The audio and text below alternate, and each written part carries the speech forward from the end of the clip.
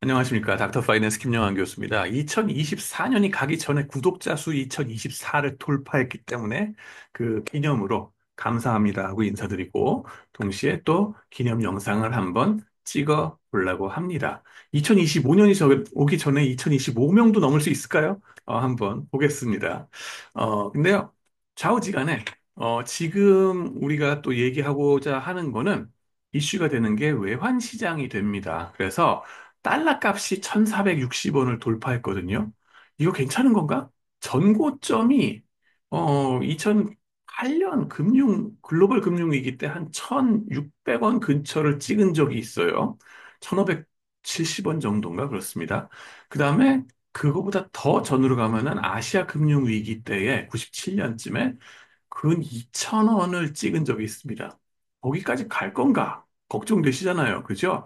근데 그거를 한번 조심조심해서 살펴보자 그러면은 지난번 영상에서 제가 외환 보유고 얘기해서 안심하시라고 말씀드렸죠.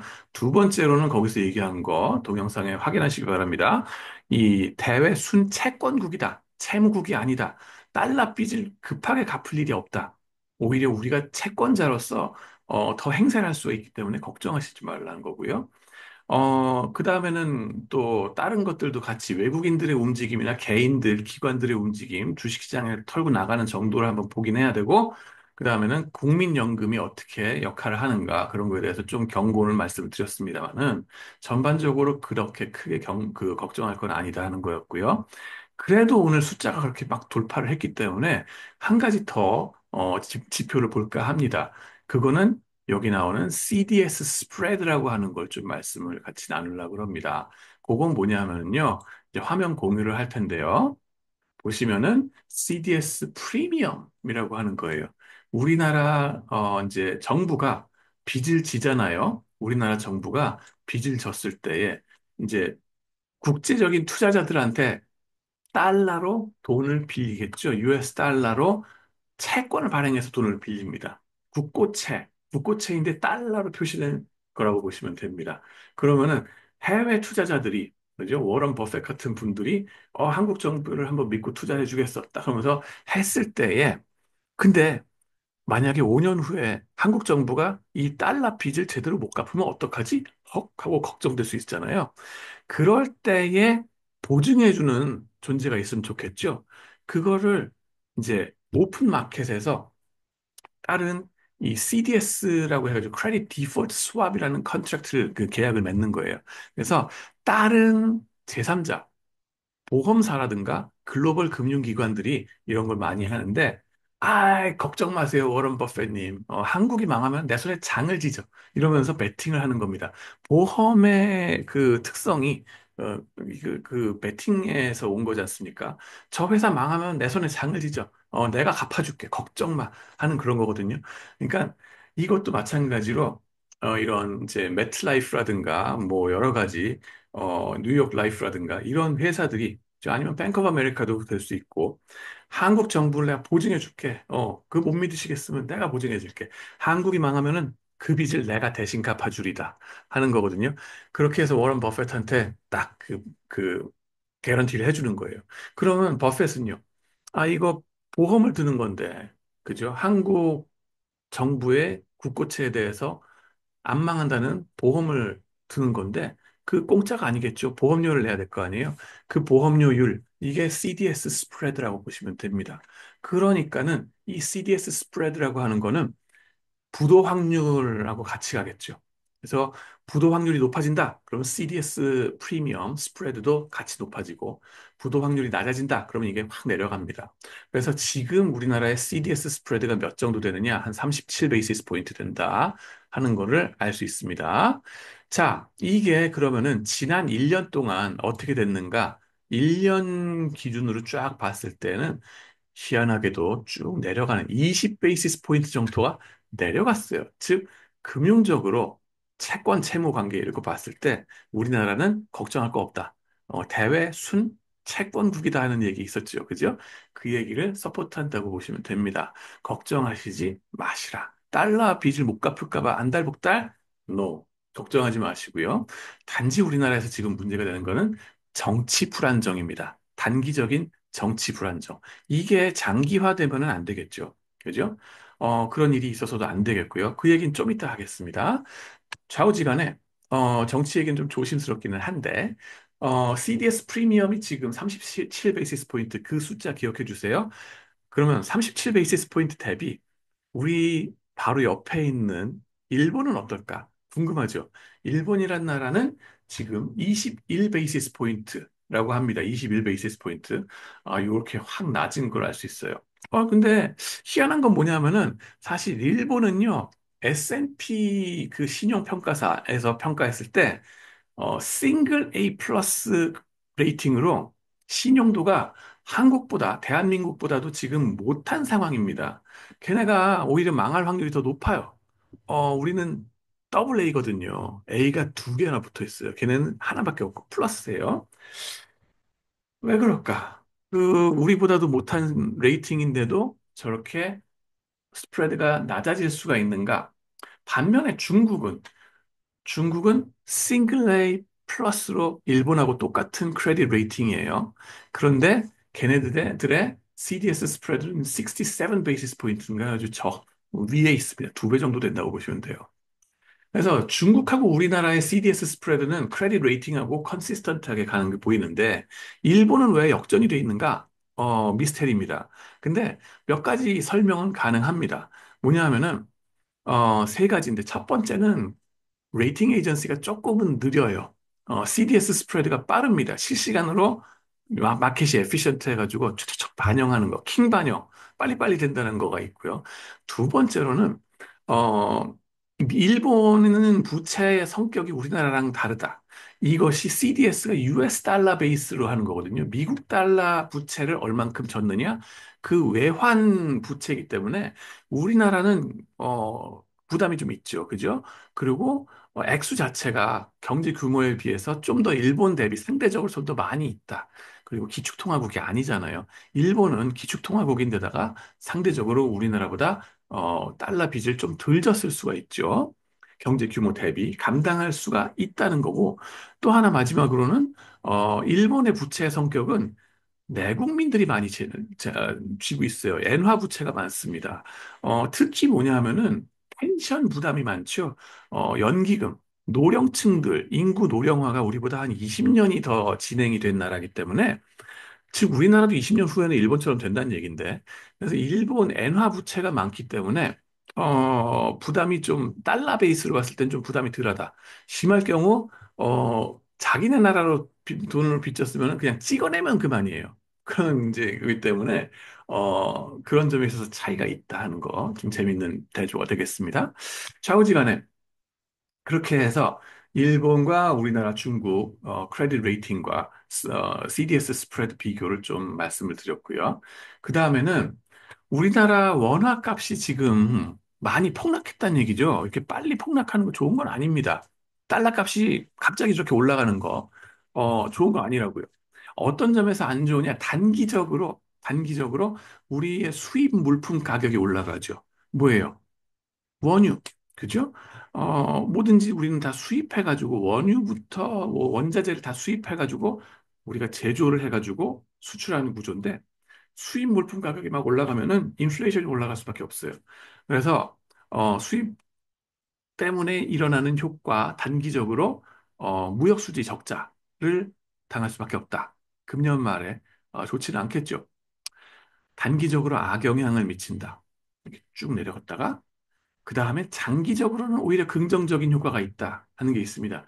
이걸 J-커브 이펙트라고 그래요. 뭐냐면 J-커브 보시면은 이게 J 해가지고 단기적으로 한번 붕덩했다가 장기적으로 훅 올라가는 거 있잖아요. J-커브 이펙트라고 하는데 이게 무역 수지가 단기적으로는 적자로 있다가 장기적으로는 흑자로 간다. 뭐냐 하면은 제품값이 싸지는 거죠. 우리가 수출하는. 그래서 뭡니까? 반도체 값도 있고 조선 값도 있고 백값이죠. 우리나라가 지금 조선업이 좀 장래성이 있다 그러고 한화 뭐 에어로스페이스 같은 거 무기 수출하거나 이런 데 있어서도 또 싼 값에 많이 팔 수 있겠죠. 그 다음에는 자동차도 마찬가지. 그런 것들. 이런 수출품 가격 경쟁력이 좋아지기 때문에 장기적으로 긍정적 효과가 있다. 그래서 J-curve 이펙트가 있다고 얘기를 합니다. 그래서 내년에는 오히려 좋은 효과가 있지 않겠는가 하는 말씀을 좀 드리고 싶습니다.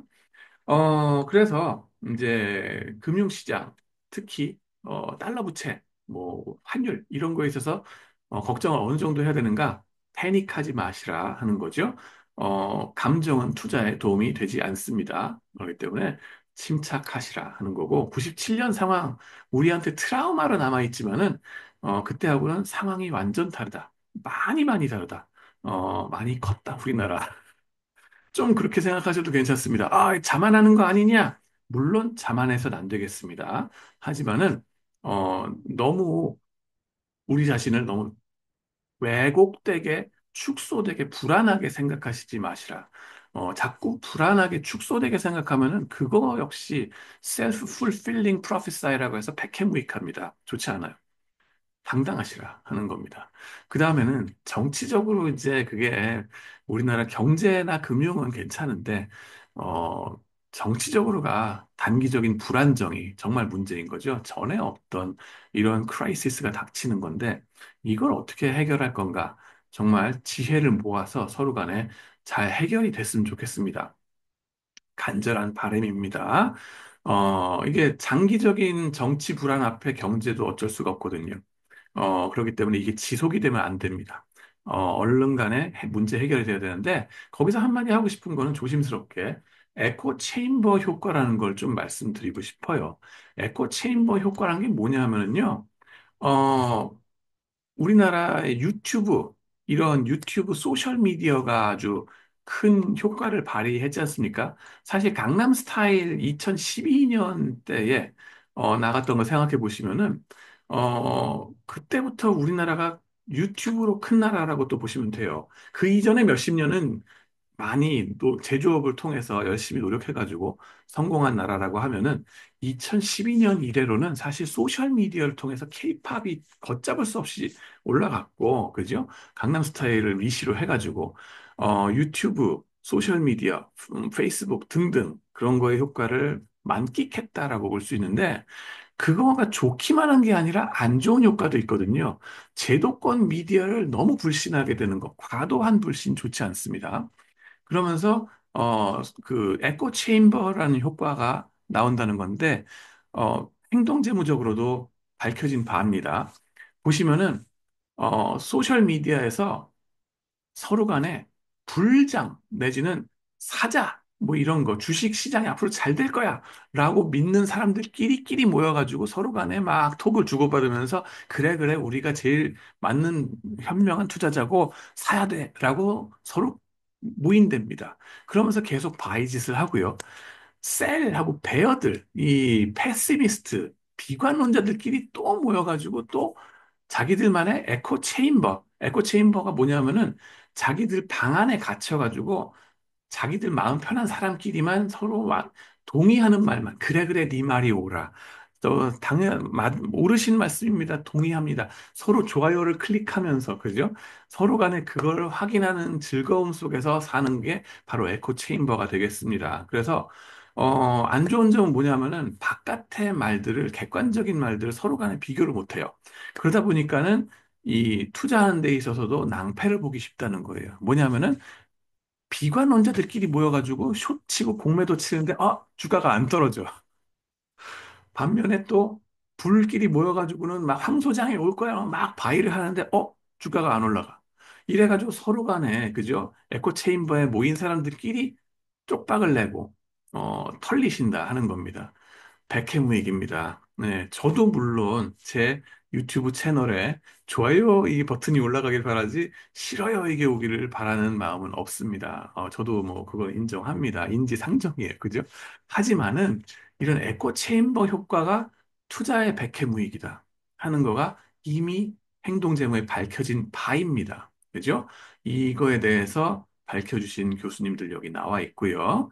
그 다음에는 근묵자흑 근주자적 막 이러는데 그거랑 비슷하다고 보시면 돼요. 유유상종이라는 거죠. 자기들끼리 reinforce가 되는 거예요. 그러고는 또 이게 confirmation bias, 확증 편향이라고 얘기를 합니다. 그래서 이게 좌파면 좌파, 우파면 우파, 자기들끼리만 모여가지고 막 뭐 이거 하고 앉았고, 어, 서로 다른 진영의 분들끼리 너무나 다른 것만 생각하면 대조를 하면서 적대 감정을 지나치게 가지게 되는 겁니다. 그래서 가족 간에 싸우시게 되고, 친척 간에 싸우시게 되고, 그러시지 말자는 겁니다. 그러지 마시고, 좀 대국적으로, 거국적으로, 그죠? 장기적으로, 우리나라 전체가 잘 될 방법을 같이 도모하자. 잠시 누군가가, 잘못을 저질렀으면은 처벌받을 건 받고, 안 좋은, 자기가 원하지 않는, 그죠? 그런 것들이 펼쳐질지라도 감수를 할 건 하고, 등등 해가지고 같이 좀 보듬어 가면서 해야 될 거 아닌가. 그죠? 그런 거에 대해서 좀 서로 간에, 이해가 좀 공감대가 형성되고 에코 체인버를 깨고서 그죠? 거국적으로 좀 뭔가 건설적으로 나라가 바뀌는 그런 게 됐으면 좋겠습니다. 어떻게 보면은 잘못하다가는 유튜브로 일어난 나라 에코 체인버 효과 때문에 망하게 생겼어요. 지금 정말 심각합니다. 네. 유튜브로 치고 올라갔잖아요. 그죠? 오징어 게임까지 지금 엄청나고 한류 엄청나고. 근데 그러면 그걸로 인해서 선순환 효과만 있어야 될 텐데 악의 효과도 먼저 당하게 되는 거 아닌가. 이러다가 정말 나라 큰일 나겠다. 그래서 그 짓은 하지 말자. 그거까지는 가지 말자 하는 게 제 바람입니다. 그래서 좀 그 충정을 좀 이해해 주셨으면 좋겠습니다. 여기까지 말씀드리고 참 조심스럽습니다만은 화해하시고 제발 그래도 싸우지 마시고 어, 그렇게 됐으면 우리 해결을 잘 해봤으면 좋겠다라는 말씀까지 드리고 오늘 동영상 마치겠습니다. 감사합니다.